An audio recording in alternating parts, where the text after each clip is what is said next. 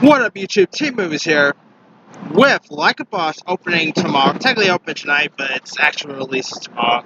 Since it is a rated R, female-led comedy, I decided to go ahead and do my top 10 favorite other R-rated female-led comedies. Because there's some really, there's so many great like R-rated comedies with guys being raunchy, where they talk about a hangover and all.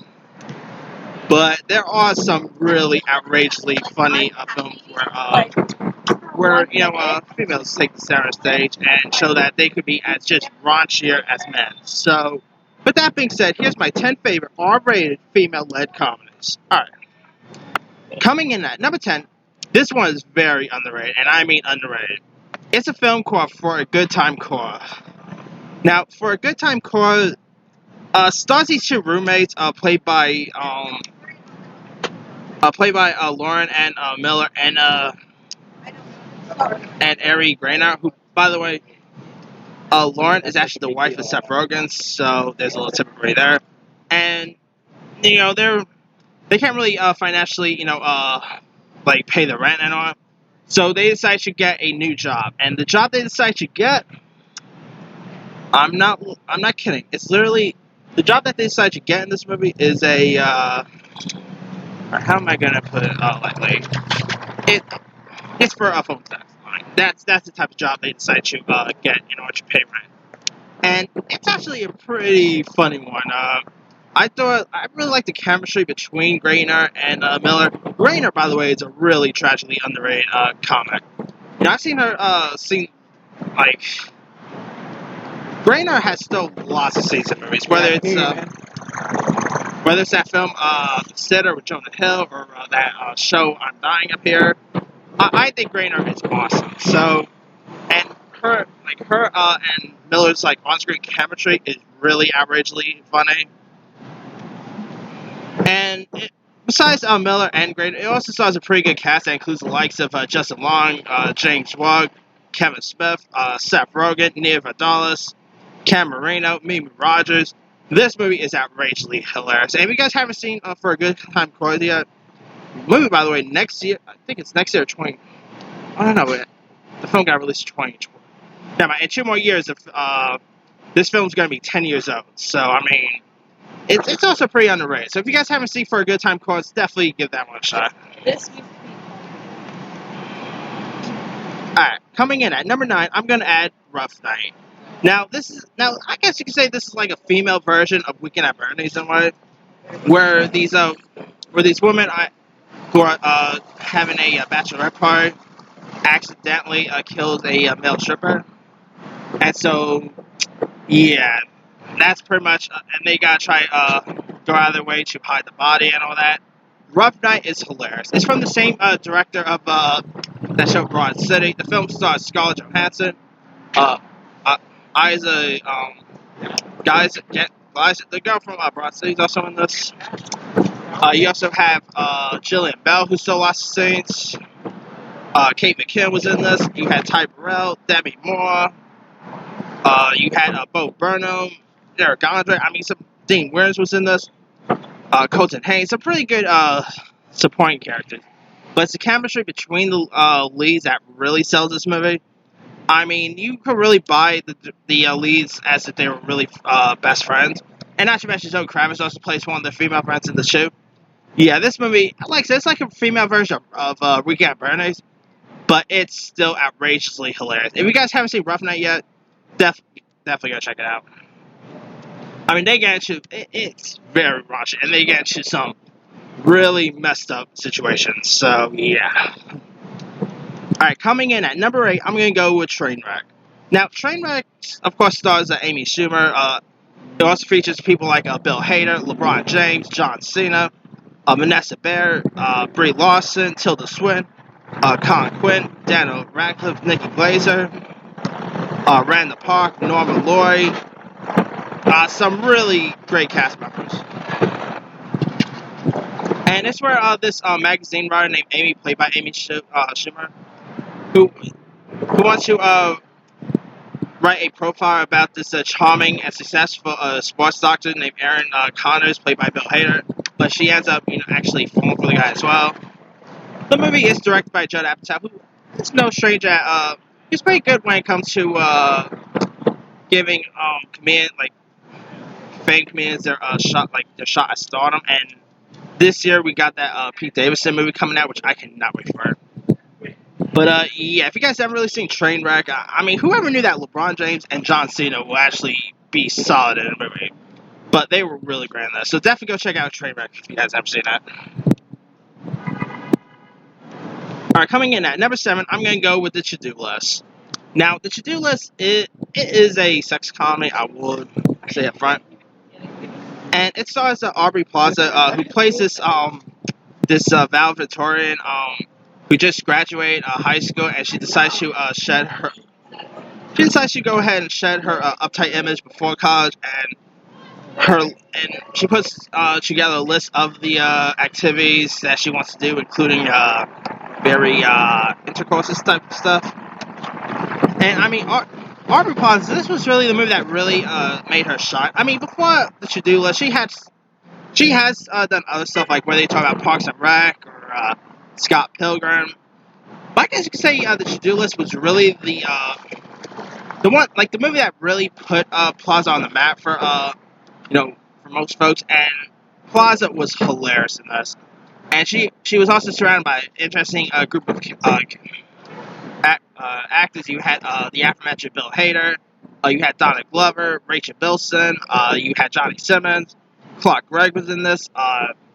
You even had Modern Family dude Nolan Gold. I mean, the stuff that Aubrey Plaza's character had to end up doing this is pretty insane. But I mean, we don't really see many sex-based comedies starring women, and it was a nice change of pace for The To-Do List. I mean, if you guys haven't really seen The To-Do List by now, it's a really hilarious one. Alright, coming in at number 6, this movie's more like this is more a modern one, like a recent one, and that's the film Booksmart. Now, this is pretty much like a female version of Superbad, and it is hilarious. Booksmart is downright funny. I love the chemistry between the two leads, Caitlin Dever and Jonah Hill's sister, Beanie Feldstein. Great directorial debut by Olivia Wilde. I mean, as of right now, this movie is still literally in my top 10 favorite movies of the year. It's that great film. And if you guys haven't seen Booksmart yet, definitely go check it out. Alright. Coming in at number 5, I'm going to go with Bad Teacher.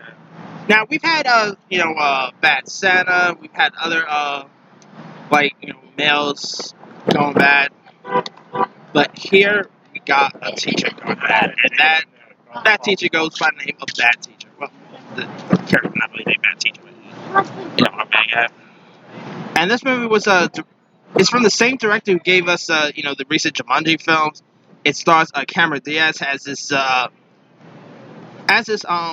foul-mouthed boozy woman who ends up who wants to marry a rich man and quit her job, and she also wants to raise money for a certain job, a food job. I'll just put it there. And you got some pretty good cast members. I mean, you also got Justin Timberlake was in this, Jason Sudeikis. This movie, Caitlin Dever was also in this too, by the way. I mean, this movie was completely raunchy. This is probably a teacher you'll literally want to have. Like, seriously. I won't mind. I would love to have a teacher like this. I mean, her main subject is, stuff she ends up actually doing is teaching, showing her kids, mainly movies and all that. Boy, I wish my school was that cool. But anyway, Bad Teacher is a really hilarious one, and it's a really dirty comedy. A teacher with a foul mouth, drug use, booze. I mean, if you guys haven't seen Bad Teacher yet, definitely go check that one out. Alright, coming in at number 4, I'm going to go with a female buddy cop comedy, and that is The Heat. Directed by Paul Feig, starring the likes of Sandra Bullock, Melissa McCarthy. The Heat is downright hilarious. I mean, we don't really get many female buddy cop comedies, so it was pretty cool. We always got male buddy cop comedies where they talk about Lethal Weapon or Starsky and Hutch or whatnot. But The Heat was a very nice change of pace, and You got Sandra Bullock and Melissa McCarthy, who I thought both were really great together. They really had great chemistry on set. Like, even on set and in the film. You also had Biff himself, Thomas F. Wilson was in this, Micah Rappaport, Bill Burr, Jane Curran, Tara Killiam, Melissa's real-life husband, Ben Falcone. Really hilarious film. I mean, if you guys haven't seen The Heat yet, definitely go check that one out.